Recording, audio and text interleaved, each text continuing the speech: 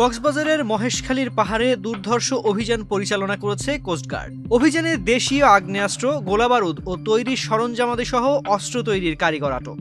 পদ্মা সেতু, metro rail এবং elevated expressway নির্মাণের গর্বিত অংশীদার বসুন্ধরা সিমেন্ট। 28 নভেম্বর শুক্রবার সকালে কোস্টগার্ড মিডিয়া কর্মকর্তা লেফটেন্যান্ট কমান্ডার সিয়ামুল হক এ তথ্য জানান। তিনি বলেন, গোয়েন্দা তথ্যের ভিত্তিতে 27 নভেম্বর বৃহস্পতিবার সন্ধ্যা 7টায় কোস্টগার্ড কেরুনতলি সংলগ্ন গহীন পাহাড়ে একটি বিশেষ অভিযান পরিচালনা করা হয়।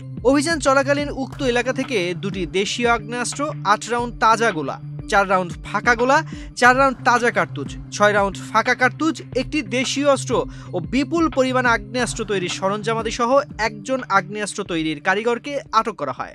জব্দকৃত আলামত ও আটককৃত ব্যক্তির পরবর্তী আইনানুগ ব্যবস্থা গ্রহণের জন্য মহেশখালী থানায় হস্তান্তর করা হয়।